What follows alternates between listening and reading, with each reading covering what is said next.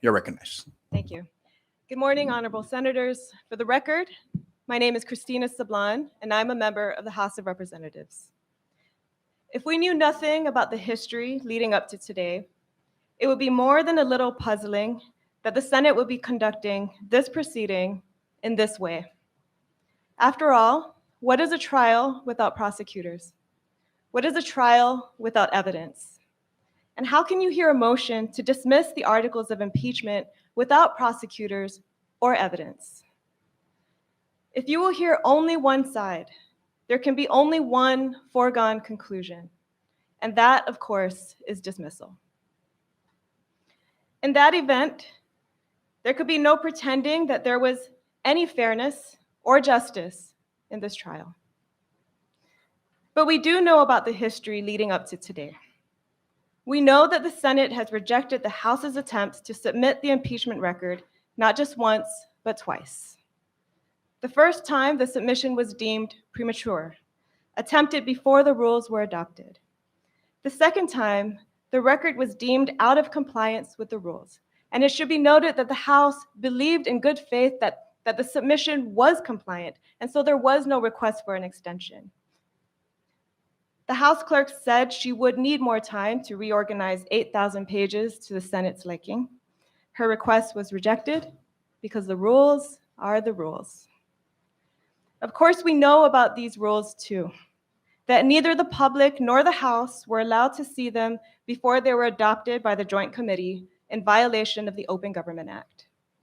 We know who did get a chance to see them, though. And more than just see them, the Governor's Council actually had a hand in writing them. So it makes sense why the rules are the way they are. One-sided in favor of the impeached official every time. Tainted by the perception and the reality of bias. And it makes sense why the rules would be slanted so much against the House, that there could only be one prosecutor chosen by the Senate and no other, that the rules would make it possible to reject the House's entire record of evidence on mere technicalities, that the rules would also make today's proceeding possible, for the Senate to hear only the governor's side and his motion to dismiss, without a word from House prosecutors at trial or a shred of evidence for why you should instead convict.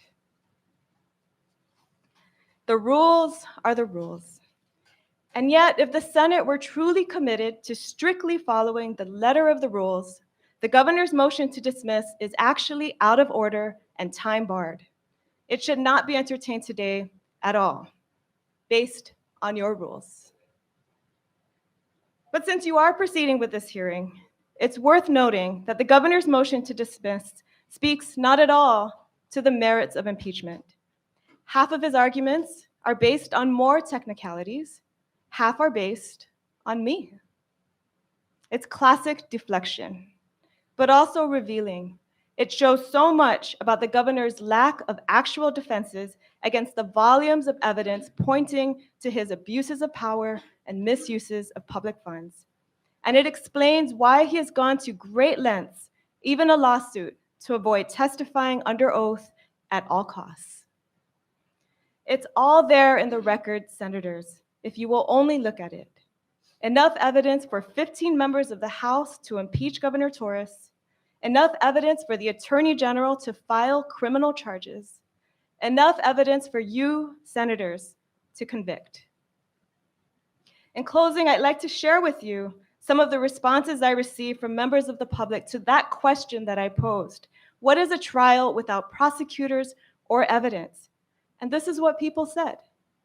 It's a kangaroo court, a corrupt trial, a farce, a slap in the face, a fixed trial, a joke, a disservice to the people, a mockery, a travesty, a waste of taxpayer dollars, a huge betrayal, not a trial at all.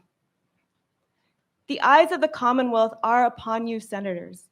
How will you be judged? Not just by our people today, but by history. Yet even at this juncture, I would submit to you that it is not too late to do what's right.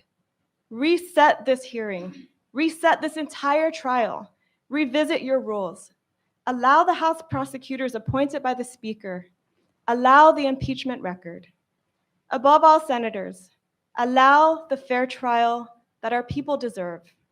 Let your vote be according to your conscience and based on your analysis of the facts and all the evidence. There is still time. You can still do what's right.